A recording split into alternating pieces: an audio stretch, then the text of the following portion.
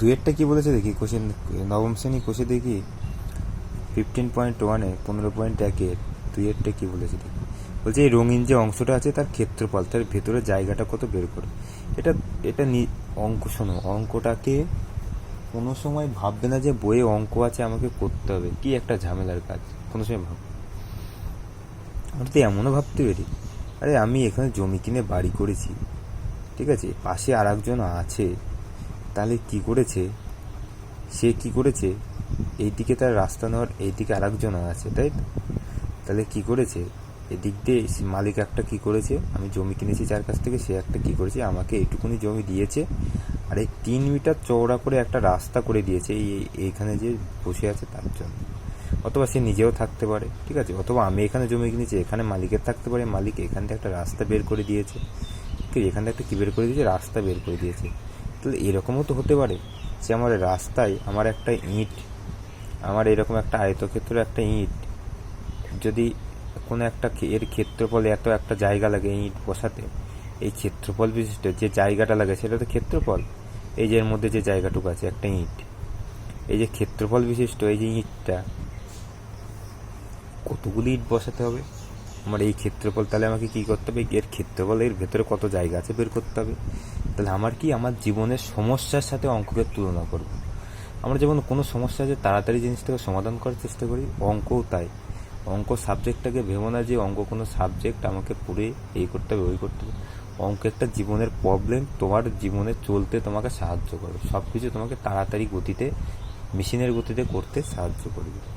তাহলে এই যে একটা সমস্যা বেরিয়েছে যে এই যে ইটের আয়তন এত এত সেন্টিমিটার বা এত মিটার, এর একটা জায়গা নিয়ে বসে, তাহলে এর মধ্যে কতগুলি ইট বসবে, তাহলে এর ক্ষেত্রফল বের করতে হবে। মিস্ত্রি তো হিসাব চাইছে, আমি যদি তার কাছে যাই, তাকে আমি কী হিসাব দেবো যে এত ইট লাগবে, যদি বেশি হয়ে যাবে সে আমাকে ভাববে খারাপ মিস্ত্রি। সঠিক প্রমাণ দিতে হবে, সেই জন্যই আমাকে এই জিনিসগুলি জানতে হবে, এগুলো অঙ্ক বলে মনে করবে না, ঠিক আছে, এগুলো একটা জীবনের সমস্যা। অঙ্ক মানে একটা জীবনের প্রবলেম তোমার সামনে এসেছে, তুমি এটা সলভ করে দাও, তোমার সামনে একটা কাজ করতে গিয়ে প্রবলেম এসেছে, সলভ করে দাও। তাহলে আমার কী হচ্ছে, আমি এটা এইভাবেও করতে পারি, পুরোটার একটা ক্ষেত্রফল, পুরোটা কত জায়গা বের করে নেব, তারপরে এর যে জায়গাটা বাদ দিয়ে দেবো, তাহলেই বেরিয়ে যাবে কি কত জায়গা পড়ে আছে, ঠিক আছে। অথবা আমি পুরোটার থেকে এইটা বাদ দিয়ে দেবো, পুরোটার থেকে কোনটা বাদ দিয়ে দেবো, এইটা বাদ দিয়ে দেবো, তাহলে আমার কি বেরিয়ে যাবে, রাস্তাটা চড়া বেরিয়ে যাবে। যেভাবে খুশি আমি সেভাবে। অঙ্কনে কীরকম খেলা হয় এবার দেখো, অঙ্কনে কীভাবে খেলা করা যায় এবার দেখো, কীভাবে অঙ্কনে খেলা করা যায় দেখো। তাহলে আমাকে পুরো জমিটার ক্ষেত্রফল, আমাকে রঙিন রাস্তার ক্ষেত্রফল বের করতে হয়েছে। দেখো অঙ্কনে কীভাবে খেলা করা যায়, পুরো জায়গাটির ক্ষেত্রফল মানে পুরো জায়গাটি কত ফাঁকা জায়গা, এদিকে 8 আছে, এদিকে মোট কত আছে 12, তাহলে 12 গুণ 8 দৈর্ঘ্য গুণ প্রস্থ, ক্ষেত্রফল আগেই বলতেছি কত 96 বর্গ মিটার আছে, ঠিক আছে। এবার রাস্তাটির ক্ষেত্রফল বের করতে বলেছে, কি বলেছে, রাস্তাটির ক্ষেত্রফল বের করো। এবার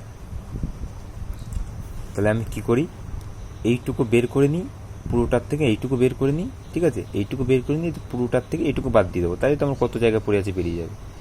তাহলে এটার দৈর্ঘ্য, ভেতরের জমি, তাই তো, আমি জমির সঙ্গে সমস্যার সঙ্গে তুলনা করছি, ভেতরের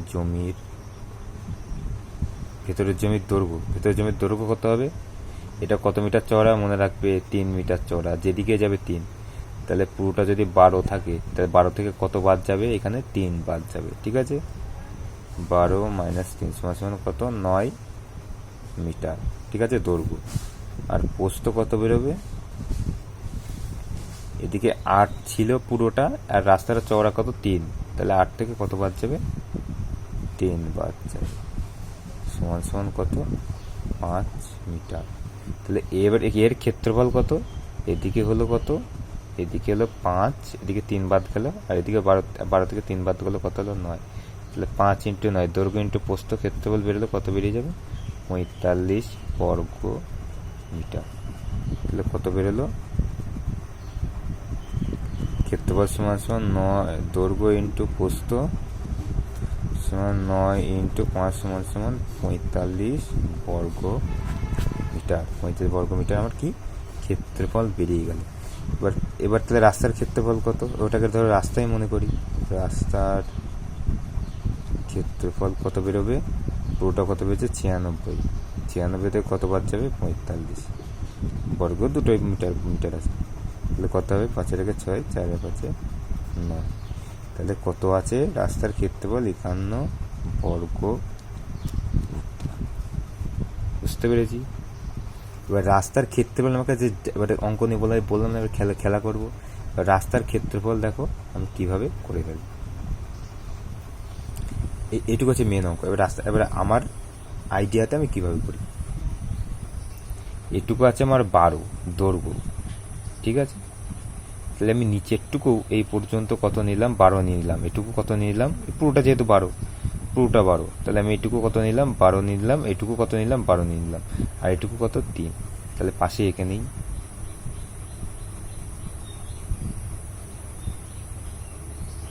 এই রাস্তাটাকে আমি সোজা করে দেবো, একটা সোজা করে দেবো, বেকার রাখবো না। আমি অঙ্ক নিয়ে খেলা করবো, অঙ্ক যেভাবে করবো আমি সেভাবে হবে। অঙ্ককে সমস্যা অত বলে মনে করলে হবে না। 3 মিটার চওড়া, ভিতরে কত মিটার চওড়া 3 মিটার চওড়া, তাহলে এদিকে 12 নিলাম, তাহলে এটুকু 12 আছে, ঠিক আছে, এটুকু নিলাম আমি পুরোটা, ঠিক আছে। এইবার এইটুকুকে নিয়ে নেবো, এবার কি করবো এইটুকু ভাবো একটা এল, তাহলে এই বাদ বাকিটুকুকে এবার নিয়ে নেবো, বাদ বাকিটুকুকে এবার সোজা একদম সোজা করে নেবো। তাহলে এটুকু কত আছে, এটুকু আছে 8, 8 থেকে 3 বাদ গেলে, তাহলে এদিকে এটুকু কত আছে 5, তাহলে এটুকু 5ই আছে। এটুকু যদি এখান থেকে 3 বাদ যায়, এটা 8-এর মধ্যে, তাহলে এটুকু 5 আছে, এটুকুও 5 আছে, তাহলে কত 5। আর প্রস্থ কত আছে, তাহলে এই একটা আয়তক্ষেত্র পেলাম, একভাবে একটা আয়তক্ষেত্র কি পেলাম, আয়তক্ষেত্র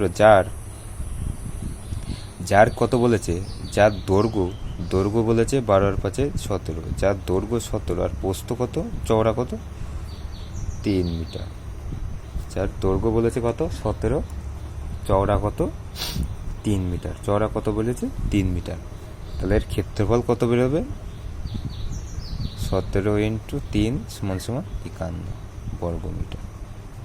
ঠিক আছে, অঙ্ক নিয়ে খেলা করা যায়, এই দেখো 51 বর্গ মিটার।